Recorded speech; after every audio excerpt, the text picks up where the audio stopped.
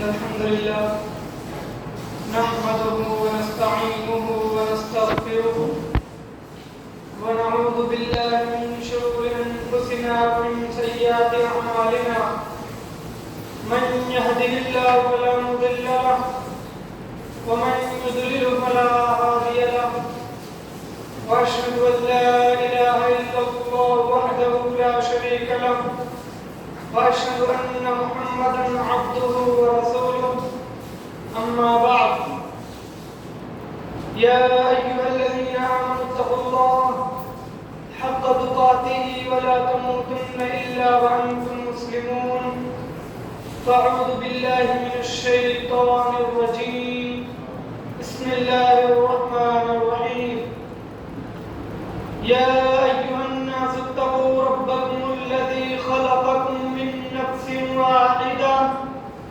وخلق منها زوجها وبث منهما رجالا كثيرا ونساء واتقوا الله الذي تساءلون به والأرحام إن الله كان عليكم رقيبا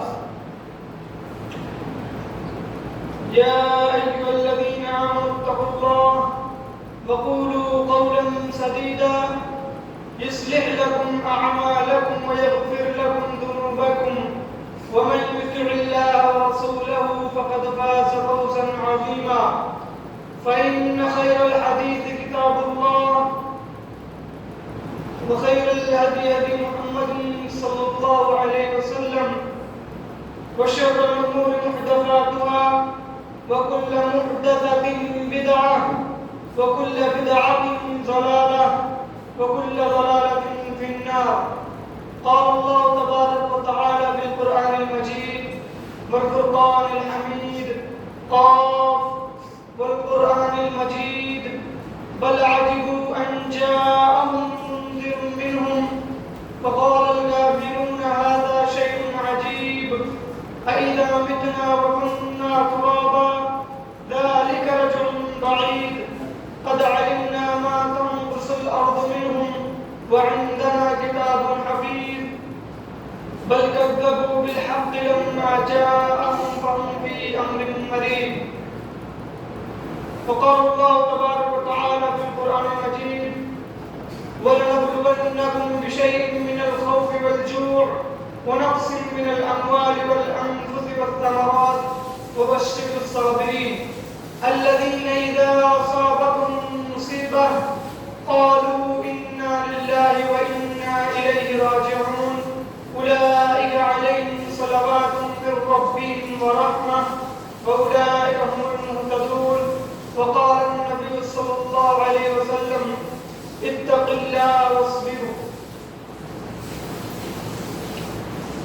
تمام تعریفات کبریائی و بڑائی حمد و ثنا اس وحدہ لا شریک کے لیے ہے جو آسمانوں و زمین کی سلطنت کا مالک ہے اور جس نے ہماری ہدایت کے لیے بہت سارے انبیاء کو اس دھرتی پر مبعوث فرمایا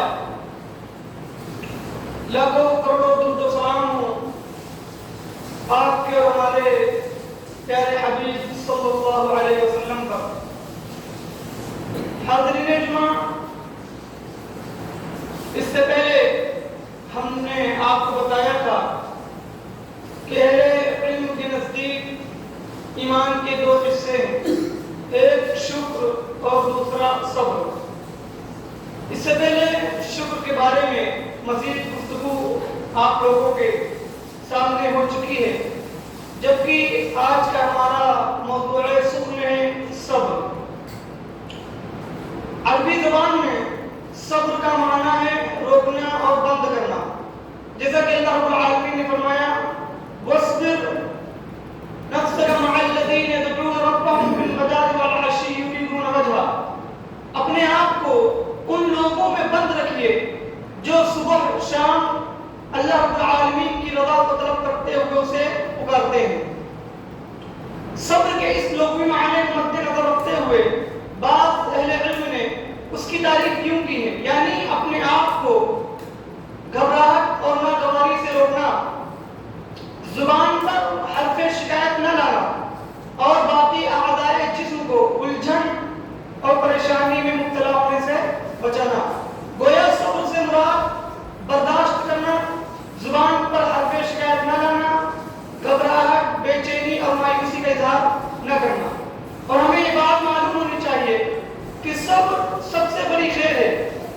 سے بہتر کوئی خیر نہیں. جیسا کہ حضرت ابو سعید خدری رضی اللہ عنہ بیان کرتے ہیں کہ انصار کے کچھ لوگ نبی کریم صلی اللہ علیہ وسلم کے پاس آئے اور آپ سے مال کو طلب کیا. اللہ کے رسول صلی اللہ علیہ وسلم نے انہیں مال عطا کر دیا. انہوں نے پھر مانگا, آپ صلی اللہ علیہ وسلم نے انہیں پھر مال دے دیا. یہاں تک کہ جب آپ صلی اللہ علیہ وسلم کے پاس مال ختم ہو گیا تو آپ نے کہا کہ جو بھی میرے پاس خیر ہے وہ میں تم سے بچا کر ذخیرہ نہیں کروں گا, اور جو شخص سوال کرنے سے بچے گا اسے اللہ رب العالمین بچائے گا. اور کسی شخص کو اللہ رب العالمین نے صبر سے زیادہ بہتر اور اس سے زیادہ وسعت نہیں دیا. اسی لیے اللہ رب العالمین نے صبر کا تذکرہ نوے سے زیادہ مرتبہ کیا ہے اور اس کی اہمیت اور اس کی ضرورت کو مختلف انداز میں واضح فرما دیا. کہیں اللہ رب العالمین نبی کریم صلی اللہ علیہ وسلم کو صبر کرتے ہوئے فرماتا ہے فاصبر کما صبر اولو العزم من الرسل ولا تستعجل لهم, کہ آپ بھی صبر کیجئے جیسے اولو العزم پیغمبر صبر کرتے رہے اور ان کافروں کے بارے میں جلد بازی نہ کیجئے.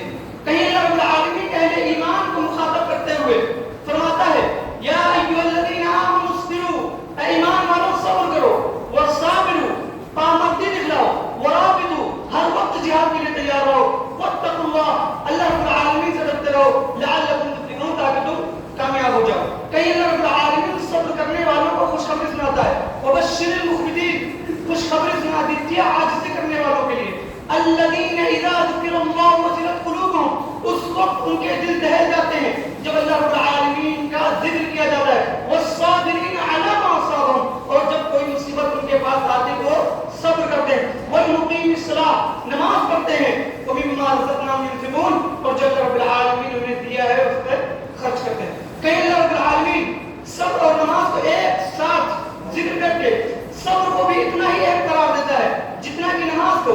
واستعینوا بالصبر والصلاۃ, نماز اور صبر سے مدد طلب کیجیے.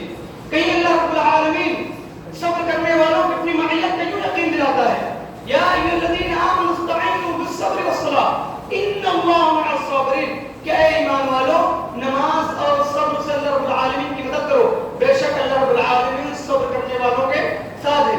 کہیں اللہ رب العالمین صبر کرنے والوں سے اپنی محبت کا اظہار کرتا ہے اور فرماتا ہے واللہ یحب الصابرین, بے شک اللہ رب العالمین صبر کرنے والوں سے محبت کرتا ہے. کہیں اللہ رب العالمین صبر کرنے والوں کو یہ اعلان کرتے ہوئے بتاتا ہے کہ جو شخص صبر کرے گا اس کا اجر ضائع نہیں کیا جائے گا. انہ من یتق ویصبر فان اللہ لا یضيع اجر المحسنین, جو شخص اللہ رب العالمین سے ڈرتا ہے اور صبر کرتا ہے بے شک اللہ رب العالمین نیک کار لوگوں کا اجر ضائع نہیں کرتا. یہ بات دراصل حضرت یوسف علیہ السلام نے کہی تھی اپنے ان بھائیوں سے جنہوں نے یوسف علیہ السلام پر انتہائی ظلم کرتے ہوئے آپ کو کنویں میں پھینک دیا. اس کے بعد یوسف علیہ السلام نے صبر کیا, قید و بند کی صعوبتیں برداشت کی, اور اسی صبر کے بدلے اللہ رب العالمین نے انہیں تختے مصر پر بٹھا دیا اور ان کے بھائیوں کو سوالی کے طور پر ان کے سامنے لا کھڑا کیا.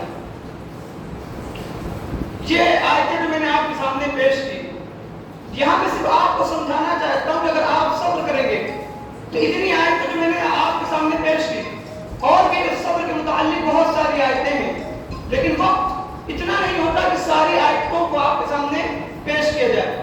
لیکن جو آیتیں ضروری تھی, اہم تھی, ان آیتوں کو آپ کے سامنے پیش کر دیا گیا. تو بتانا یہ مقصود ہے, ان آیتوں کو پیش کرنے کا مطلب یہ ہے کہ آپ کا ذہن بن جائے اس بات پر کہ جو شخص صبر کرے گا اللہ رب العالمین کہیں اس سے محبت کرتا ہے, کہیں دعویٰ کرتا ہے کہ میں اس کے ساتھ ہوں, کہیں خوشخبری سناتا ہے, طرح طرح کی آیتیں اللہ رب العالمین نے پیش کر دی. اگر آپ کے اوپر صبر آتا ہے تو اگر آپ کے اوپر آزمائشیں آتی ہیں تو آپ پریشان نہ ہوں. اگر آپ کے اوپر مصائب و آلام آتے ہیں تو آپ کو الجھن میں مبتلا ہونے کی ضرورت نہیں ہے. کیوں؟ کیونکہ اللہ رب العالمین کے پیارے حبیب صلی اللہ علیہ وسلم فرماتے ہیں کہ انبیاء علیہ السلام پر سب سے زیادہ آزمائشیں آتی, پھر اس کے بعد جو اللہ رب العالمین کے نزدیک سب سے زیادہ ہو, سب سے زیادہ محبوب اللہ رب العالمین کے نزدیک اس پر آتے ہیں. پھر اس کے دین کے متعلق جو دینداری میں مضبوط آتا ہے اسے سخت آزمائش آتی ہے. اور جو دینداری میں کمزور ہوتا ہے اس پر تھوڑی آزمائشیں آتی ہیں۔ اللہ کے رسول صلی اللہ علیہ وسلم فرماتے ہیں کہ بندہ مومن آزمائش میں مبتلا ہوتا ہے، پریشان ہوتا ہے، یہاں تک کہ وہ زمین پر ایسے چلتا ہے کہ وہ بالکل پاک ہو جاتا ہے۔ تو اگر آپ کے اوپر آزمائشیں آ رہی ہیں، مصائب و آلام آپ کے اوپر آ رہے ہیں، تو آپ یقیناً اللہ رب العالمین کے پسندیدہ بندے ہیں، کیونکہ اللہ رب العالمین کے پیارے حبیب صلی اللہ علیہ وسلم نے حکم دے دیا، ہم کو بتا دیا اس چیز کو متعلق۔ اور مصیبتیں یہ تو سب پر آتی ہیں، چاہے کوئی نیک ہو یا برا ہو، چاہے کوئی عبادت گزار ہو، چاہے کوئی پیروکار ہو، چاہے کوئی نیککار ہو، چاہے کوئی نافرمان ہو، خطاکار ہو، گنہگار ہو، سیاہکار ہو، سب پر آتی ہے آزمائش۔ آزمائش دو طریقے کی ہوتی ہے، ایک دنیاوی آزمائش اور ایک دینی آزمائش۔ دنیاوی آزمائش کا مطلب یہ ہوا کہ جو شخص صرف دینداری میں، دنیا داری میں جڑا ہوتا ہے، وہ صرف اور صرف بھاگ دوڑ کرتا ہے دنیا کو خریدنے کے لیے، دنیا کو بچانے کے لیے، دنیا کو بنانے کے لیے، اس کے اوپر بھی مصیبت آتی ہے۔ اور دیکھو اس میں آپ کو صبر کرنا ہی کرنا ہے، چیخ و پکار کر کے، شور و شرابہ کر کے، شکوہ شکایت کر کے اللہ رب العالمین، بعض لوگ جب ان کے اوپر آزمائشیں آتی ہیں تو ڈائریکٹ وہ اللہ رب العالمین کے اوپر یہ انگلی اٹھانا شروع کرتے ہیں کہ میں ہی ملا آپ کو، اتنے سارے لوگوں میں ہی ملا آپ کو، میرے ہی اوپر جو ہے مصیبتیں آنی تھی۔ تو شکوہ شکایت کرنے سے، مصائب و آلام پر چیخ و پکار کرنے سے بھی آپ کچھ نہیں کر سکتے، آپ کو صبر کرنا ہی کرنا۔ مثلا کبھی آپ کا بچہ بیمار ہو جاتا ہے، وہ ٹھیک نہیں ہوتا، دوسرا بیمار ہو جاتا ہے، وہ ٹھیک نہیں ہوتا، آپ خود بیمار ہو جاتے ہیں، آپ خود نہیں ٹھیک ہوتے، آپ کی بیوی بیمار ہو جاتی ہے، آپ کی بیوی نہیں ٹھیک ہوتی ہے، آپ کے بابا جان بیمار ہو جاتے ہیں، پھر آپ کی ماں بیمار ہو جاتی ہے، یہ سلسلہ چلتا رہتا ہے۔ کبھی تجارتوں میں نقصان ہوتا ہے، اور تعجب کی بات یہ ہے کہ جب آپ کو دنیاوی زندگی میں پریشانیاں آتی ہیں تب آپ جو ہے ایک عالم کی بات فون کرتے ہیں، کوئی دعا بتا دیجئے مولانا صاحب، جو ہے ہمارے گھر میں جو ہے پریشانیاں رہتی ہیں، کبھی بچہ بیمار ہو جاتا ہے، کبھی میں بیمار ہو جاتا ہوں، 5 سال سے کوئی بھی تجارت کو اٹھاتا ہوں خسارہ ہی پاتا ہوں، تب تو انسان جو ہے دعا سیکھنے کی کوشش کرتا ہے، تب اس کو دعا چاہیے، لیکن اس کی نماز ضائع ہو رہی ہے، وہ اللہ رب العالمین کی نافرمانی کر رہا ہے۔ تو دین کے متعلق وہ کسی عالم سے سوال نہیں کرتا، کوئی نہیں، آج تک میں نے سنا ہی نہیں کہ کسی نے فون کیا اور کہا کہ جو ہے مولانا صاحب جو ہے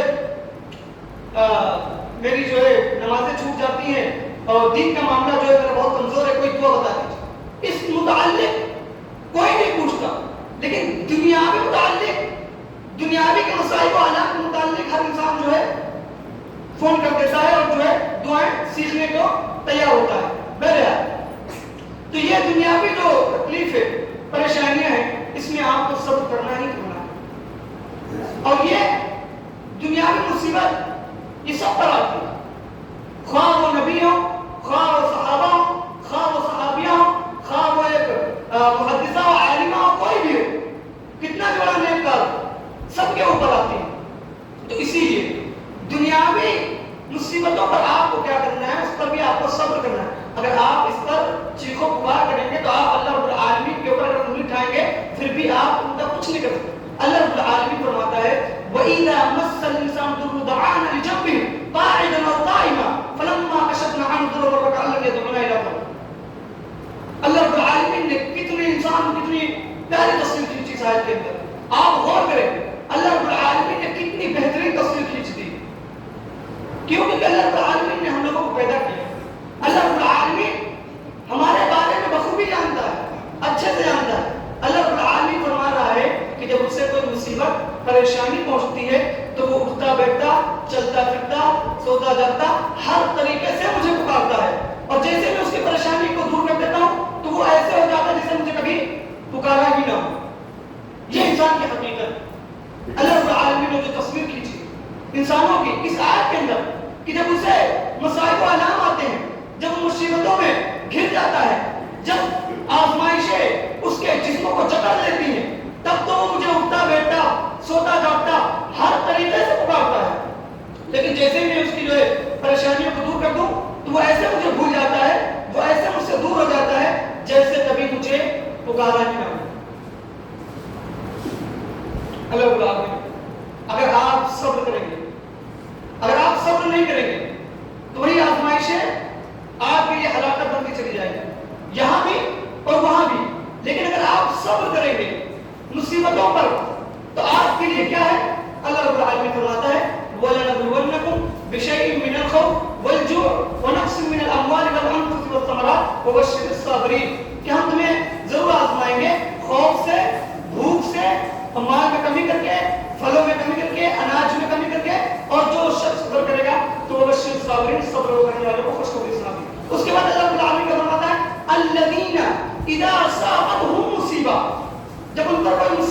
آتی ہے قالوا کن کی بات ہو رہی ہے؟ نیک لوگ جو صبر کرتے ہیں مصیبتوں پر. الذین اذا اصابت مصیبہ جب ان پر مصیبت آتی ہے وہ صبر کرتے ہیں. صبر کرتے ہوئے کیا کہتے ہیں؟ قالوا انا للہ و انا الیہ راجعون کہ ہم تیرے بندے ہیں اور تیری ہی طرف لوٹ کر ہم کو جانا ہے. اولئک علیہم صلوات من ربہم ورحمہ تو اللہ رب العالمین نے اعلان کرتا ہے کہ ان کے لیے نوازشیں اور رحمتیں ہیں.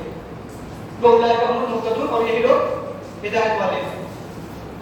تو آزمائشیں سب پر آتی ہیں, پریشانیاں سب پر آتی ہیں. اللہ کے رسول صلی اللہ علیہ وسلم نے ایک دعا سکھلائی ہے اللہم اجرنی فی مصیبتی واخلف لی خیرا منہا. یہ ہر شخص کو یاد ہونی چاہیے. اور جب انسان کو یہ معلوم ہو جائے اور اس جو میں نے ابھی دعا بتائی آپ کو اس کے متعلق میں آپ کو دو واقعے بتاتا ہوں جو کہ خود اللہ کے رسول صلی اللہ علیہ وسلم کے اوپر آئی مصیبتیں پریشانیاں.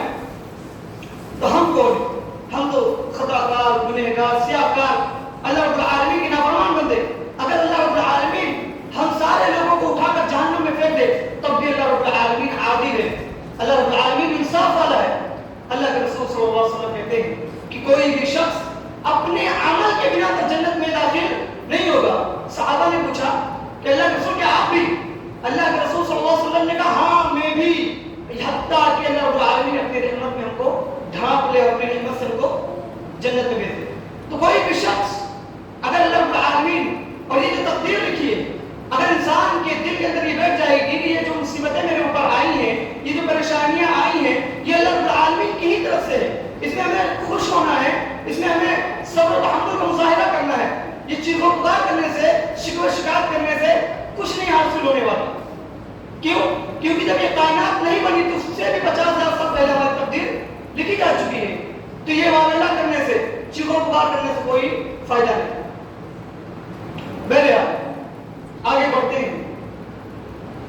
ماریہ قبطیہ جو کہ لوڈیا تھی اللہ کے رسول صلی اللہ علیہ وسلم کی بعد میں آپ کے نکاح میں آتی ہیں, ان سے بچہ پیدا ہوتا ہے جس کا نام ابراہیم ہوتا ہے. کچھ دن گزرتے ہیں, وہ بیماری کے حالت میں آ جاتا ہے. اللہ کے رسول صلی اللہ علیہ وسلم پہنچتے ہیں اور اسے گود میں اٹھاتے ہیں اور کہتے ہیں کہ ابراہیم میں آپ سے بہت محبت کرتا ہوں, اور آپ کے آنکھوں سے آنسو جاری ہو جاتے ہیں. صحابہ کرام پوچھتے ہیں کہ اللہ کے رسول آپ بھی رو رہے ہیں. اللہ کے رسول صلی اللہ علیہ وسلم کہتے ہیں کہ یہ تو اللہ رب العالمین نے لوگوں کے دلوں کے اندر ڈالا ہوا ہے, اب کسی کے اندر رحم ہی نہ ہو تو میں کیا کروں. تو یہ مصیبتیں جو آئی, چند دن کا بچہ جو بھی بلوغت کو نہ پہنچا,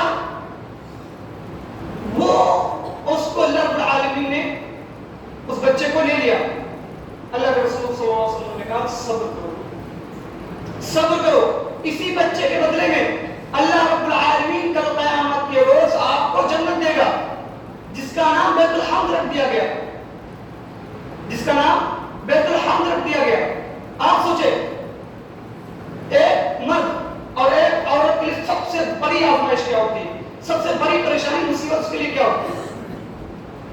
ایک مرد اور ایک عورت کے لیے سب سے بڑی آزمائش کیا ہوتی ہے؟ ایک بچے کا چلے جانا, ایک بچے کا انتقال ہو جانا جو ابھی بلوغت کو بھی نہ پہنچا ہو. اگر اللہ رب العالمین اس بچے کو بھی لے لیتا ہے تو اللہ رب العالمین نے اس کے بدلے بھی آپ کو جنت دینے میں سخت کیا ہے کہ واویلا نہیں کرنا ہے, چیخ و پکار نہیں کرنی ہے, شکوہ شکایت نہیں کرنی ہے. عورتوں کے اندر یہ بہت عام طریقوں سے پایا جاتا ہے, عجیب و غریب الفاظ استعمال کرنے لگتے ہیں کہ میرا ہی بیٹا ملا اور دنیا میں کوئی نہیں ملا, میرے بچے کو بیماری لگنی تھی. ارے اللہ رب العالمین نے تو تمہارے بیٹے کو لے کر بیت الحمد تمہارے لیے جنت میں بنا دیا, تو عمدہ گھر ہے. یعنی اللہ رب العالمین نے تو آپ کو منتخب کیا جنت دینے کے لیے.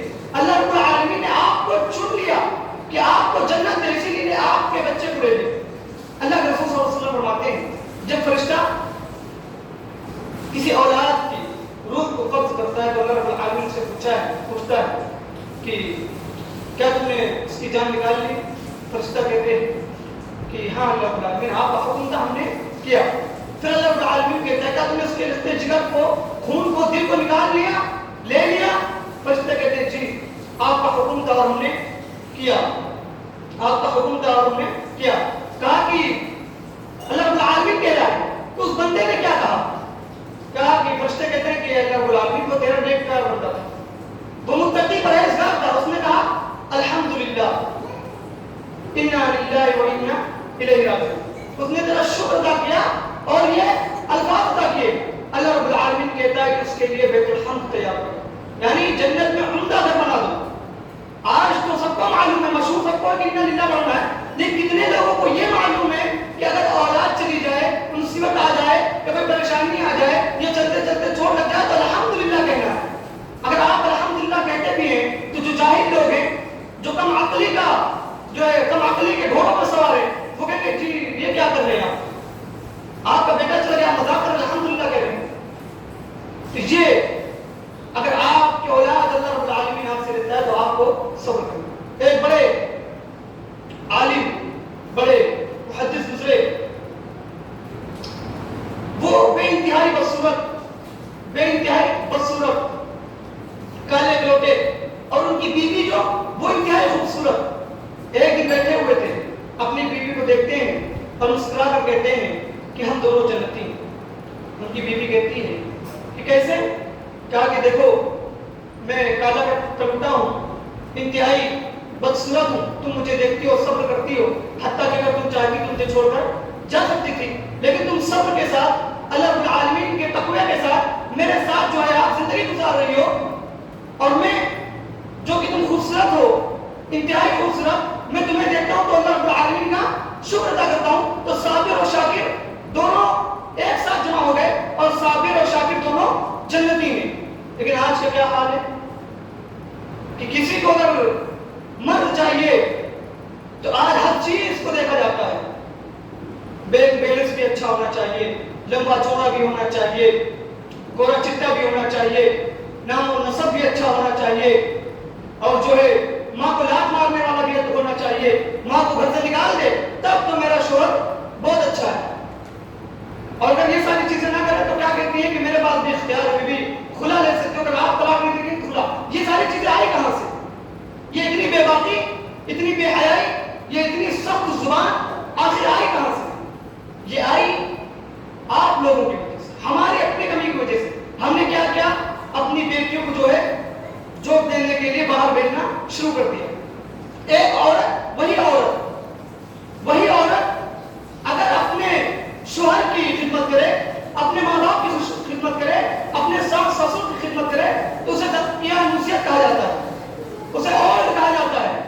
اور وہی عورت جب باہر جا کر ہوٹلوں میں کام کرے, غیر مردوں کے سامنے جھوٹی پلیٹیں اٹھائے اور جھوٹی مسکان اس کے سامنے پیش کرے تو اسے ترقی نہیں کہا جاتا. یہ افسوسناک ہے, یہیں سے یہ سارا جو ہے مصیبت شروع ہوئی. یہ آج جو آپ دیکھ رہے ہیں نا, شادیاں اتنی مشکل ہو گئی, عورتیں بے حیائی پر اتر گئی, یہ اسی وجہ سے ہوا کہ آپ نے اپنی بیٹیوں کو جو ہے ٹھیک ہے آپ جاب کرو, آپ ہوٹلوں میں جاب کرو, آپ ہاسپٹلوں میں جاب کرو, آپ یہاں جاب کرو, وہاں جاب کرو. آپ وہ خود سمجھنے لگی کہ جب میں خود کما رہی ہوں, میرے پاس خود اختیار ہے, تو میں کیوں بھائی ایسے مردوں کے ساتھ شادی کروں؟ اور کون ہے, ہر چیز دیکھی جاتی ہے. ٹھیک ہے کوئی بات نہیں, دینداری نہیں ہے, کوئی بات نہیں, نماز کا پابند نہیں ہے, کوئی بات نہیں, چلے گا, ہٹا کٹا ہونا چاہیے اور سب کچھ ہونا چاہیے, بس دینداری نہیں ہے, اس میں دو ٹھیک, چلو کوئی بات ہو گئی. تو یہ چیز یہ یہاں سے پیدا ہو.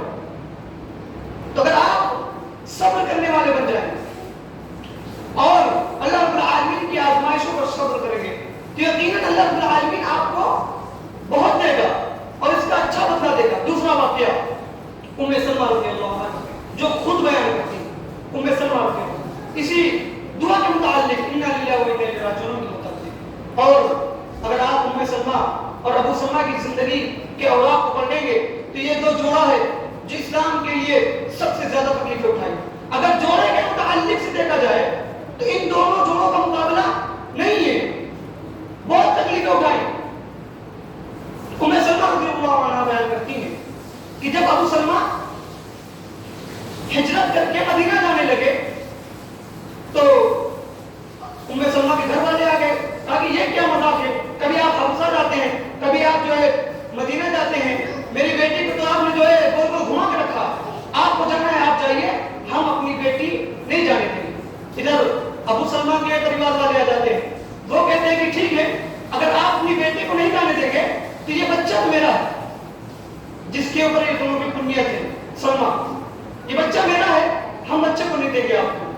اسی میں تکرار ہو جاتی ہے، ایک لوگ ادھر بچے کو کھینچتے ہیں، دوسرے ادھر بچے کو کھینچتے ہیں، یہاں تک کہ بچے کا ہاتھ اکھڑ جاتا ہے، نکل جاتا ہے۔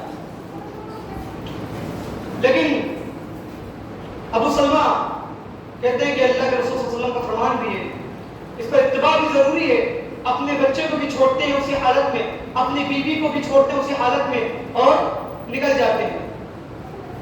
ام سلمہ رضی اللہ عنہ خود بیان کرتی ہیں، ان کا خود کا قول ہے کہ جس جگہ یہ حادثہ ہوا تھا میں وہاں جاتی اور وہاں جا کر روز روتی تھی کہ یہی میرا شوہر جدا ہوا اور یہی میرا بچہ جدا ہوا۔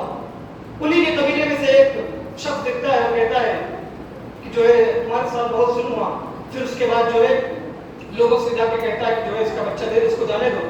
پھر وہ جاتی ہیں، مدینہ پہنچتی ہیں، اس کے بعد جو ہے ایک جنگ میں ابو سلمہ زخمی ہوتے ہیں، پھر اس کے بعد اسی میں ان کی وفات ہو جاتی ہے۔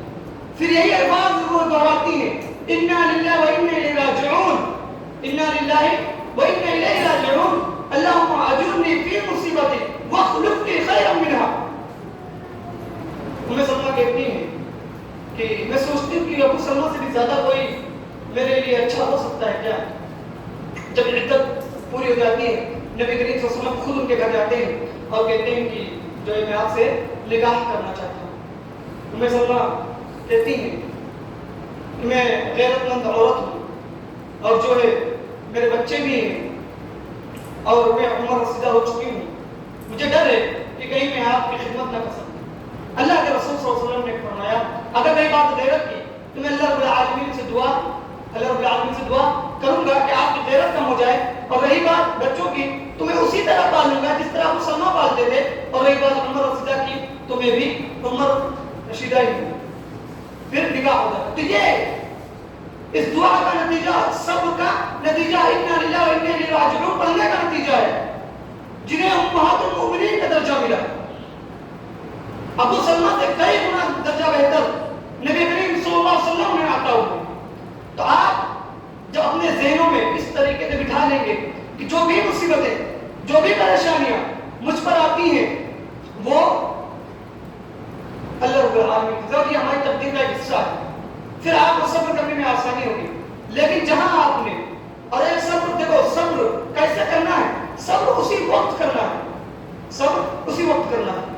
یہ نہیں کہ آپ کے اوپر کوئی مصیبت آئی، آپ کے گھر میں کوئی آتا ہے، ارے میرے گھر میں یہ ہو گیا لیکن کیا کروں، صبر کرتا ہوں، صبر کرتا ہوں یا کرتی ہوں۔ پھر کوئی دوسرا آیا، آپ فون لگا کے ان کو بتا رہے ہیں، فون لگا کے ان کو بتا رہے ہیں کہ ہمارے گھر میں پریشانی ہے، ہمارے گھر میں یہ ہے وہ ہے، آپ سب چاروں طرف فون لگا کے بتا بھی رہے ہیں اور لاسٹ میں کہہ رہے ہیں کہ کیا کریں، صبر کرنا ہے، صبر کرتے ہیں۔ یہ بہت صبر ہے۔ اللہ کے رسول صلی اللہ علیہ وسلم ایک راہ سے گزر رہے تھے، دیکھتے ہیں کہ قبرستان کے پاس ایک عورت بیٹھی ہوئی ہے اور رو رہی ہے۔ اللہ کے رسول صلی اللہ علیہ وسلم نے کہا کہ صبر کرو۔ اس عورت نے کہا کہ جاؤ اپنا کام کرو، آپ کے اوپر آیا ہو تو آپ کو پتا چلتا۔ اللہ کے رسول صلی اللہ علیہ وسلم چلے جاتے ہیں۔ بعد میں اس عورت کو بتایا جاتا ہے کہ وہ اللہ کے رسول سے، وہ دوڑتی ہوئی آتی ہے، گھر کے باہر کسی پہرے دار کو نہیں دیکھتی اور گھر کے اندر داخل ہو جاتی ہے، کہتی کہ جو ہے مجھے نہیں پتا تھا کہ جو ہے آپ اللہ کے رسول صلی اللہ علیہ وسلم تھے، میں جو ہے صبر کروں گی۔ اللہ کے رسول صلی اللہ علیہ وسلم نے کہا اب کوئی فائدہ نہیں، صبر تم کو اسی وقت کرنا چاہیے، صبر آپ کو اسی وقت کرنا جب آپ کے اوپر مصیبت آئے۔ یہ صبر ہے کہ آپ چار لوگوں سے کہا دیں، ادھر بتا دیں ادھر بتا دیں، سارے محلوں والوں کو بتا دیں اور لاسٹ میں یہ بھی کہیں کہ جو ہے میں صبر کرتی ہوں۔ وقت جو ہے ساتھ نہیں دے رہا اور باتیں بہت لمبی تھی، جس میں سے ابھی اس میں سے کچھ بولا ہی نہیں گیا ہے، باقی انشاءاللہ تعالیٰ اگر آئندہ کبھی وقت ملا تو انشاءاللہ تعالیٰ مزید اس کے اوپر گفتگو کی جائے گی۔ آخر میں اللہ رب العالمین سے دعا کریں کہ اللہ رب العالمین ہم لوگوں کو صبر کرنے والا بنائے۔ اے اللہ رب العالمین جو بھی مصیبت ہو اس پر ہمیں صبر کرنے کی توفیق دے، آمین وآخر دعوانا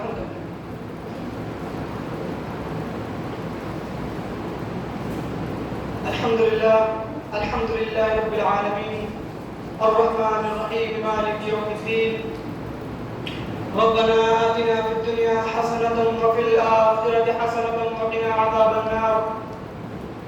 ربنا لا تزغ قلوبنا بعد إذ هديتنا وهب لنا من لدنك رحمة إنك أنت الوهاب. ربنا لا تؤاخذنا إن نسينا واخطأنا. ربنا ولا تحمل علينا إصرا كما حملته على الذين من قبلنا. ربنا ولا تحمل علينا إصرا كما حملته على الذين من قبلنا. ربنا ولا تحملنا ما لا طاقة لنا به واعف عنا واغفر لنا وارحمنا أنت مولانا فانصرنا على القوم الكافرين. اللهم صل على محمد وعلى آل محمد كما صليت على إبراهيم وعلى آل إبراهيم إنك حميد مجيد. اللهم بارك على محمد وعلى آل محمد كما باركت على إبراهيم وعلى آل إبراهيم إنك حميد مجيد. إن الله وملائكته يصلون على النبي يا أيها الذين آمنوا صلوا عليه وسلموا تسليما.